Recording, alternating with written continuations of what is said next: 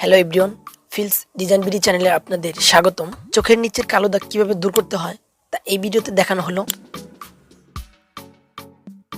Background থেকে একটি layer copy করব, অর্থাৎ কন্ট্রোল জে প্রেস করে আমরা একটি লেয়ার কপি করব। এইবার ব্যাকগ্রাউন্ডে চলে যাব, ব্যাকগ্রাউন্ড থেকে একটি নিউ লেয়ার ক্রিয়েট করব।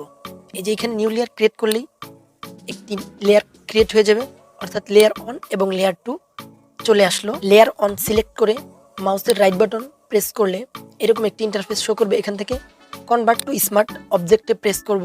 এবার ফিল্টারে চলে যাব। ফিল্টার থেকে আমরা দেখতে পাবো একদম নিচে আদার থেকে ডান পাশে দেখা যাবে হাই পাসে প্রেস করব।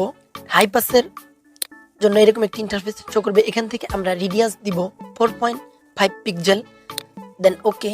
এবার আমরা লেয়ার 1 এর ব্লেন্ডিং অপশনে যাব, অর্থাৎ উপরে যে এখানে দেখা যাচ্ছে নর্মাল, এই ডান পাশে এই আইকনটিতে প্রেস করলে আমাদের ব্লেন্ডিং অপশন চলে আসবে। এখান থেকে আমরা ওভারলেতে প্রেস করব। এবার আমরা লেয়ার 2 সিলেক্ট করব। এখান থেকে সিলেক্ট করার পর বাম পাশে আমরা দেখতে পাবো আইড্রপার টুলস। এই আইড্রপার টুলসটি সিলেক্ট করব এবং উপরে দেখা যাবে আমাদের স্যাম্পল সাইজ। এখান থেকে আমরা 5x5 অ্যাভারেজ করে নেব এবং স্যাম্পল থেকে কারেন্ট অ্যান্ড ব্লিউ অপশনটি করে নিব। এবার ভালো একটি জায়গায় আমরা আইড্রপার টুল দ্বারা প্রেস করব।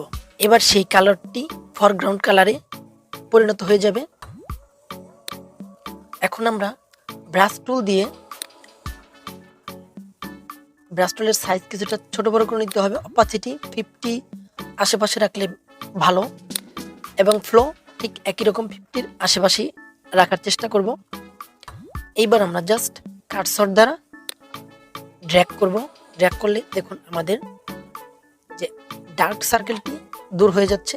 এইভাবে আমরা আমাদের ডার্ক সার্কেল দূর করে দিতে পারবো।